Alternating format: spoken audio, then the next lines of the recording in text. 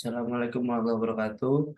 Sebelumnya perkenalkan nama saya Rizal Gadiansah dengan NIM 0821 116 33 009. Di sini saya akan mempresentasikan tentang hasil eh, resume saya mengenai sebuah jurnal yang berjudul Visualisasi Data untuk Deteksi Penipuan, Implikasi Praktik dan Panggilan untuk Penelitian penelitian di masa depan.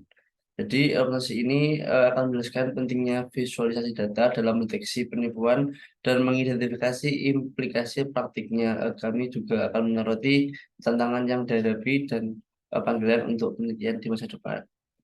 Oke, sebelumnya untuk pengenalan topik visualisasi data untuk deteksi deteksi penipuan. Penyelidik penipuan baru ini menyadari pentingnya visualisasi data untuk mendeteksi penipuan dan mulai menerapkan teknik ini dalam praktiknya. Visualisasi data sangat penting pada tahap awal investigasi penipuan, di mana penyidik berusaha melakukan analisis data yang efisien dan efektif serta ingin lebih memahami hubungan yang mungkin ada dalam kumpulan data yang kompleks. Penyidik penipuan dapat menggunakan visualisasi data sebagai pendekatan deteksi proaktif, menggunakan untuk mencari pola data yang menunjukkan aktivitas penipuan. Sebagai alternatif, penyidik mungkin mengevaluasi prediksi penipuan menggunakan visualisasi data untuk mengembangkan teori penipuan yang selanjutnya digunakan untuk memilih prosedur investigasi tambahan. Tadi teknik penerapan visualisasi data pada kasus penipuan, satu ini yaitu interaktif atau statis. Jadi visualisasi interaktif memungkinkan pengambil keputusan untuk menentukan format tampilan data dan memilih informasi yang relevan. Ini berbeda dengan visualisasi data statis yang memiliki format tetap. Kemudian yang kedua ini ada proses visualisasi sesuai permintaan. Visualisasi data interaktif adalah proses sesuai permintaan yang memungkinkan pengambil keputusan menavigasi dan menampilkan data sesuai kebutuhan, baik dalam berbagai tingkat, detail, atau format. Kemudian ini ada taksonomi teknik interaksi data. Kami atau saya mengadopsi taksonomi teknik interaksi data yang mencakup pertama yaitu ada data interaktif representasi alat yang memungkinkan perubahan antara representasi data, misalnya dari tabel ke grafik atau sebaliknya. Kemudian ada konfigurasi ulang tampilan data grafis atau memungkinkan pengaturan ulang tampilan grafis data. Kemudian ada menghubungkan item data dalam tampilan besar kompleks. Kemudian tadi itu ada data pemilihan alat, yaitu memungkinkan pemilihan item data, perubahan level penjabaran atau abstraksi, serta filtering dan navigasi data. Dan ada implikasi praktik mendeteksi transaksi penipuan-penipuan. Praktisi merekomendasikan penggunaan metode deteksi penipuan proaktif sebagai bagian dari program manajemen risiko penipuan yang aktif. Salah satu metode pendeteksian penipuan yang penting adalah dengan mengidentifikasi area di mana terdapat risiko tinggi terjadinya transaksi penipuan, misalnya pembelian perlengkapan, perjalanan, dan hiburan. Ini hasil visualisasi data menggunakan Tableau yang ada di dalam jurnal tersebut. Nah, jadi proses analisis untuk mendeteksi potensi penipuan melibatkan penggunaan metode analisis data dengan dukungan komputer seperti visualisasi yang dapat dilakukan secara berkala oleh auditor internal atau secara berkelanjutan oleh personel yang bertanggung jawab untuk deteksi kecurangan. Terdapat dua pendekatan utama dalam pendekatan ini, yaitu deteksi proaktif dan investigasi dan investigasi. Deteksi proaktif mendasarkan pada analisis risiko untuk mengidentifikasi tempat dan waktu di mana transaksi penipuan mungkin terjadi.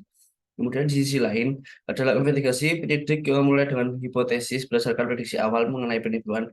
Dalam kaitannya dengan aplikasi visualisasi, contoh nyata adalah menggunakan visualisasi transfer bank untuk mendeteksi transaksi ilegal secara instan. Namun penting untuk menyadari beberapa dalam mendeteksi anomali dalam dataset besar yang kompleks seperti pencurian uang yang mungkin memerlukan fungsi visualisasi khusus dan struktur database yang sesuai untuk mengakses data dengan efisien. Oleh karena itu, dalam kasus tertentu, membangun alat visualisasi yang khusus untuk analisis data besar, hal ini dapat menjadi lebih efektif daripada mengandalkan paket visualisasi data umum. Dalam konteks ini, analisis data dan visualisasi memegang peran sentral dalam mengidentifikasi dan mengantisipasi potensi penipuan dalam transaksi atau aktivitas keuangan. Ini hasil dari uji coba menggunakan visualisasi data yang lebih kompleks. Teori kecocokan kognitif untuk mengembangkan proporsi penelitian penelitian kami atau mereka itu, teori kesesuaian kognitif adalah kasus khusus dari teori biaya manfaat kognitif, menetapkan bahwa pengambil keputusan akan memilih strategi yang mengorbankan upaya yang diperlukan untuk membuat keputusan ataupun akurasi hasil. Seperti yang awalnya dikembangkan teori cocokan kognitif, menetapkan keputusan yang lebih efisien dan efektif, pencarian pola data, dan mengarah pada penipuan melibatkan pengamatan beberapa konfigurasi spasial data saat penyidik memilih untuk mengeksplorasi hubungan data yang berbeda.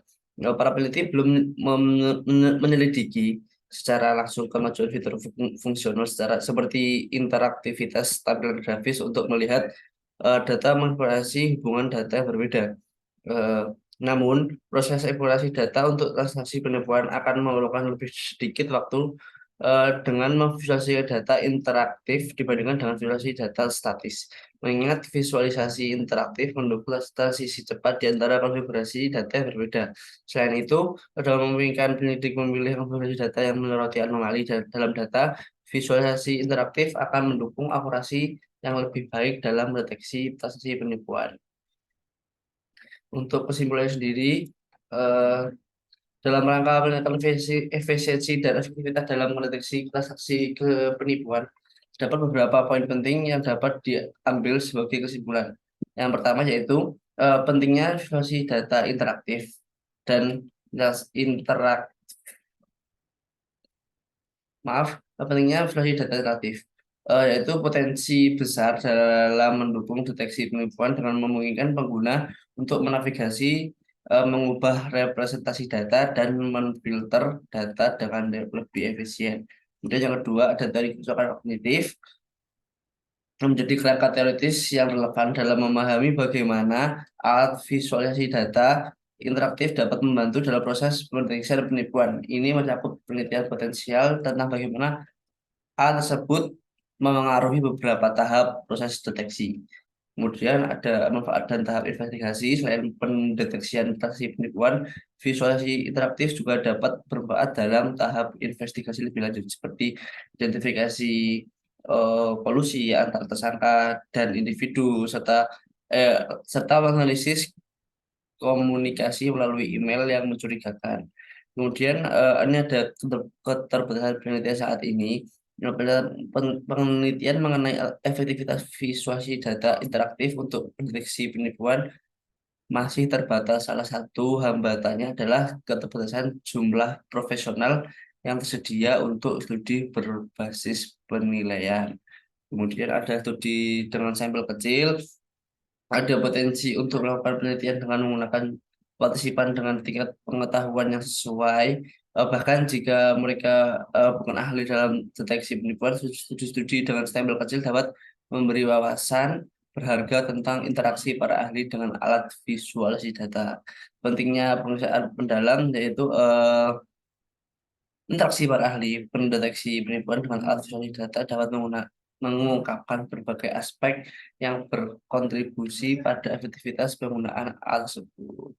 Kemudian untuk potensi pengembangan selanjutnya yaitu penelitian di bidang ini memiliki potensi besar untuk memberikan wawasan yang berguna kepada praktisi mengenai kapan dan bagaimana sebaiknya menggunakan visualisasi data interaktif dalam upaya pendeteksi transaksi penipuan. Studi dengan fokus pada produktivitas tugas dan pengaruh pengetahuan domain adalah hal yang penting untuk dijelajahi.